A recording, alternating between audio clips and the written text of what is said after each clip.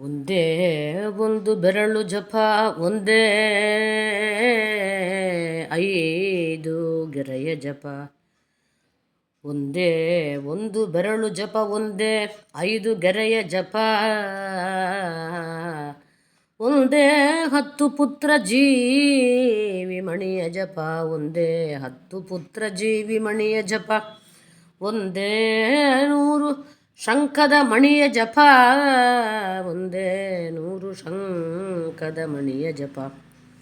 ಒಂದೇ 1000 ಹವಳದ ಜಪ, ಒಂದೇ 1000 ಹವಳದ ಜಪ.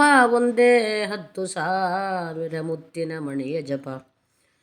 ಒಂದೇ 10,000 ಮುತ್ತಿನ ಮಣಿಯ ಜಪ. ಒಂದೇ 1,00,000 ಸ್ವರ್ಣ ಮಣಿಯ ಜಪ. ಒಂದೇ 10,000 ಮುತ್ತು ಮಣಿಯ ಜಪ. ಒಂದೇ 1,00,000 ಸ್ವರ್ಣ ಮಣಿಯ ಜಪ. ಒಂದೇ 1,00,000 ದರ್ಬೆ ಗಂಟಿನ ಜಪ. ಒಂದೇ 1,00,000 ದರ್ಬೆ ಗಂಟಿನ ಜಪ.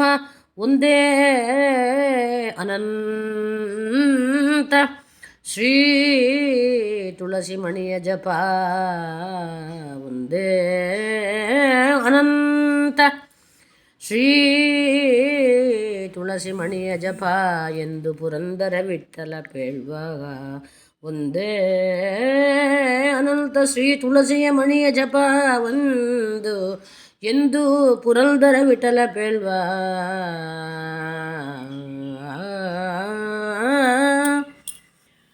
ಹರೇ ಕೃಷ್ಣ.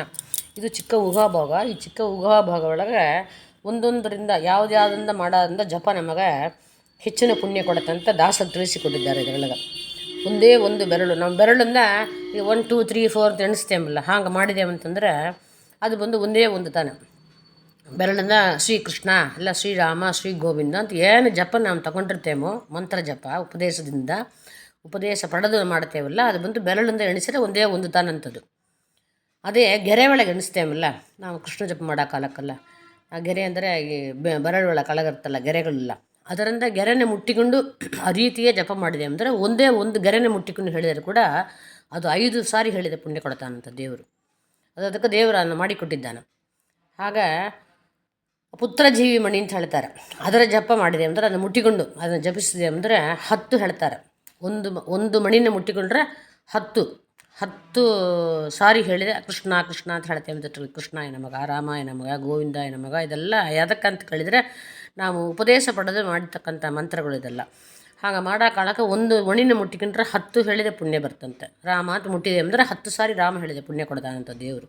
ಶಂಖಮಣಿ ಚಿಕ್ಕ ಚಿಕ್ಕದ ಶಂಖದಿಂದ ಮಣಿ ಮಾರುತ್ತೆ, ಅದನ್ನು ಮುಟ್ಟಿಕೊಂಡು ಜಪ ಮಾಡಿದೆ ಅಂದರೆ 1 ಸಾರಿ ಶಂಖಮಣಿ ಮುಟ್ಟಿಕೊಂಡು ಶ್ರೀರಾಮ ಹಾಗೆ ಅಂತ ಶ್ರೀಕೃಷ್ಣ ಅಂತ ಹೇಳಿದೆ ಅಂದರೆ ಅದು 100 ಸಾರಿ ಹೇಳಿದೆ ಪುಣ್ಯ ಕೊಡ್ತಾನಂತ ದೇವರು. ಹವಳದ ಮಾಲೆ ಮಾಡಿಕೊಂಬೋದು, ಹವಳದ ಕಟ್ಟಿಕೊಂಡು ಮಾಲೆ ಮಾಡಿಕೊಂಡು ಅದನ್ನು ಮುಟ್ಟಿಕೊಂಡು ಜಪ ಮಾಡಿದೆ ಅಂದರೆ ಒಂದೊಂದಾ ಹಿಂಗೆ ಉರುಳಿಸ್ತಾ ಬರ್ತೇವಲ್ಲ ಮಾಡಿದೆವು. ಅದು 1 ಸಾರಿ ಹೇಳಿದರೆ 1000 ಹೇಳಿದೆ ಪುಣ್ಯ ಕೊಡ್ತಾನಂತ ದೇವರು.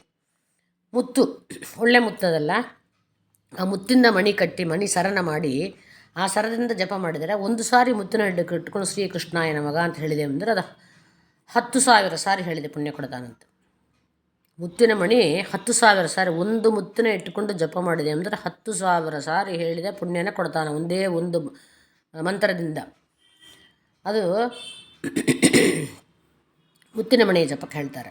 ಸ್ವರ್ಣಮಣಿ ಬಂಗಾರದಿಂದ ಮಣಿ ಮಾಡಿಕೊಂಡು ನಾವು ಮಾಲೆ ಮಾಡಿಕೊಂಡು ಜಪ ಮಾಡೋ ಕಾಲಕ್ಕೆ ಅದನ್ನು ಜಪಿಸಿದೆ ಅಂದರೆ ಅವು ಉರುಳಿಸ್ತಾ ಬರೋ ಕಾಲಕ್ಕೆ ಒಂದು ಮಣಿನ ಮುಟ್ಟಿಕೊಂಡ್ರೆ 1,00,000 ಸಾರಿ ಹೇಳಿದೆ ಪುಣ್ಯ ಕೊಡ್ತಾನಂತ. ಶ್ರೀರಾಮ ಶ್ರೀಕೃಷ್ಣ ಅಂತ 1 ಸಾರಿ ಹೇಳಿದೆ ಅಂದರೆ ಬಂಗಾರ ಮಣಿನ ಮುಟ್ಟಿಕೊಂಡು 1,00,000 ಸಾರಿ ಶ್ರೀರಾಮ ಶ್ರೀಕೃಷ್ಣ ಅಂತ ಹೇಳಿದೆ ಪುಣ್ಯ ಬರುತ್ತೆ. ಇದೆಲ್ಲ ಮಂತ್ರ ಉಪದೇಶ ತಗೊಂಡು ಮಾಡತಕ್ಕಂಥ ಅದಕ್ಕೆ ತಾನೇ ಇದೆಲ್ಲ. ಸುಮ್ಮನೆ ರಾಮಕೃಷ್ಣ ಅಂತ ನಾವು ಸುಮ್ಮನೆ ಮಾನಸಿಕ ನಾಮೋಚ್ಚಾರಣೆ ಮಾಡ್ತೇವಲ್ಲ, ಅದಕ್ಕೆ ಇದು ಬೇಕಾದಿಲ್ಲ. ಅದು ನಾವು ಎಷ್ಟು ಹೇಳ್ತೇವೋ ಅಷ್ಟು ಕೌಂಟ್ ಮಾಡಿಕೊಂಡ್ರೆ ಸಾಕು. ದರ್ಬೆ ಒಳಗೆ ಗಂಟು ಇರ್ತಲ್ಲ, ಅದನ್ನು ಮುಟ್ಟಿಕೊಂಡು ಹೇಳಿದೆ ಅಂತಂದರೆ ಅದು ನಮಗೆಲ್ಲ ಗಂಡಸರಿಗೆ, ದರ್ಬೆ ನಮಗೆಲ್ಲ 1,00,00,000 ಸಲ ಹೇಳಿದೆ ಪುಣ್ಯ ಬರ್ತಂತೆ 1 ಸಾರಿ ಮುಟ್ಟಿಕೊಂಡು ಹೇಳಿದೆ ಅಂದರೆ. ಅದೇ ಥರ ತುಳಸಿ ಮಣಿಯಿಂದ ಜಪ ಮಾಡಿದರೆ ಅದು ಅನಂತ ಪುಣ್ಯ ಅಂತ ಹೇಳ್ತಾರೆ. ಒಂದೇ ಒಂದು ಸಾರಿ ನಾರಾಯಣ ಕೃಷ್ಣ ಇದೆಲ್ಲ ಗಂಡಸರಿಗೆ. ತುಳಸಿ ಮಣಿ ಹೆಂಗಸರಿಗೆಲ್ಲ ತುಳಸಿ ಮಣಿ ಬಂದು ವಿಧವಾ ಸ್ತ್ರೀಗಳಿಗೆ ವಿಧವ ಆಚರಣೆ ಮಾಡ್ತಾರಲ್ಲ, ಹೆಂಗೆ ಶಾಸ್ತ್ರ ಹೇಳ್ತಾರೋ ಅಂತ ಮಾರಿ ಮಾಡಿದೆ ಅಂದರೆ ತುಳಸಿ ಮಣಿ ಹಾಕ್ಕೊಂಡು ಜಪ ಮಾಡ್ತಾರೆ ಇಟ್ಟುಕೊಂಡು. ಹಾಗೆ ತುಳಸಿ ಮಣಿ ಜಪ ಮಾಡೋ ಕಾಲಕ್ಕೆ ಒಂದು ಅನಂತ ಅಂತ ಅಂತಾರೆ. ಒಂದೇ ಒಂದು ಸಾರಿ ಕೃಷ್ಣನೋ ರಾಮನೋ ಗೋವಿಂದನೋ ಉಪದೇಶ ತಗೊಂಡು ಮಾಡತಕ್ಕಂಥ ಮಂತ್ರಗಳು ಅನಂತ ಪುಣ್ಯ ಕೊಡುತ್ತೆ. ಹಾಗೆ ಅಂಥೇಳಿ ಪುರಂದರ ವಿಠಲ ಪೇಳ್ವ ಸಾಕ್ಷಾತ್ ಭಗವಂತನೇ ಹೇಳಿದ್ದಾನಂತೆ. ಅದರಿಂದ ಬೆರಳಿನಿಂದ ಮಾಡಿದರೆ ಒಂದೇ ಒಂದು ಸಲ, ಗೆರೆಯಿಂದ ಮುಟ್ಟಿಕೊಂಡು ಮಾಡಿದ್ರೆ 5 ಸಲ ಹೇಳ್ತಾರೆ. ಪುತ್ರಜೀವಿ ಮಣಿ ಮಾಡಿದರೆ 10 ಅಂತಂತಾರೆ. ಶಂಖದ ಮಣಿ ಮಾಡಿದರೆ 100 ಅಂತಂತಾರೆ. ಹವಳದ ಮಣಿ ಜಪನ 1 ಸಾರಿ ಮುಟ್ಟಿದರೆ 1000 ಜಪ ಮಾಡಿದ ಪುಣ್ಯ ಅಂತಾರೆ. ಮುತ್ತಿನ ಜಪ ಮಾಡಿದ, ಅದಕ್ಕೆ ಹೆಂಗಸರು ಮೋಸ್ಟ್ಲಿ ಸ್ತ್ರೀಯರುಗಳು ಮುತ್ತೈದರೆಲ್ಲ ಮುತ್ತಿನ ಮಣಿ ಕಟ್ಟಿಕೊಂಡು ಜಪ ಮಾಡ್ತಾರೆ. ಮುತ್ತಿನ ಮಣಿ ಇಟ್ಟುಕೊಂಡು ಮಾಡಿದ್ರೆ 10,000 ಸಮ ಅಂತಾರೆ. ಒಂದು ಮಂತ್ರಕ್ಕೆ 10,000 ಸಾರಿ ಹೇಳಿದ ಪುಣ್ಯ ಬರ್ತಂತಾರೆ. ಸ್ವರ್ಣ ಬಂಗಾರದಿಂದ ನಾವು ಜಪ ಮಾಡಿದ್ವಿ ಅಂದರೆ 1,00,000 ಅಂತಂತಾರೆ. ದರ್ಬೆ ಗಂಟಿಂದ ಇದು ಗಂಡಸರಿಗೆ ಅದಕ್ಕೆ 1,00,00,000 ಸಮ ಅಂತಂತಾರೆ. ತುಳಸಿ ಮಣಿಯಿಂದ ಜಪ ಮಾಡಿದರೆ ಅದು ಅನಂತ ಅಂತಾರೆ. ಅದಕ್ಕೆ ಲೆಕ್ಕವೇ ಇಲ್ಲ, ಇನ್ಫಿನಿಟ್ ಅಂತ ಹೇಳ್ತಾರಲ್ಲ, ಹಾಗೆ ಹೋಗುತ್ತದು. ಆ ತುಳಸಿಯ ಭಗವಂತ ಅಷ್ಟೊಂದು ಪ್ರಾಧಾನ್ಯ ಕೊಟ್ಟಿದ್ದಾನೆ. ಅಂಥ ಶ್ರೇಷ್ಠಲ ಇದ್ದಿದ್ದಾಳೆ ತುಳಸಿ. ಅದರಿಂದ ಆ ತುಳಸಿ ಮಣಿ ಹಾರ ಕುತ್ತಿಯೊಳ ಧರಿಸಿಕೊಂಬದು, ತುಳಸಿ ದಳ ಕಿವಿಗಳು ಇಟ್ಟುಕೊಂಡು, ಇದೆಲ್ಲ ಗಂಡಸರಿಗೆ ಅದೆಲ್ಲ ಅನಂತ ಪುಣ್ಯ ಕೊಡ್ತಾನಂತೆ. ವಿಧವಾ ಸ್ತ್ರೀಗಳು ಹೆಂಗೆ ಇರಬೇಕು ಹಾಗೆ ಇದ್ದುಕೊಂಡು ಮಾಡಿದರೆ ಅವರಿಗೂ ಇಷ್ಟು ಅನಂತ ಪುಣ್ಯ ಬರ್ತಂತ ಹೇಳ್ತಾರೆ. ಅದನ್ನು ಬಂದು ಪುರಂದರ ವಿಠಲನೇ ಹೇಳಿದ್ದಾನೆ ಅಂಥೇಳಿ ದಾಸರು ಚಿಕ್ಕ ಉಗಾಭಾಗದೊಳಗೆ ಜಪದ ಕ್ರಮನ ತಿಳಿಸಿಕೊಟ್ಟಿದ್ದಾರೆ. ಶ್ರೀಕೃಷ್ಣ ಅರ್ಪಣಮಸ್ತು.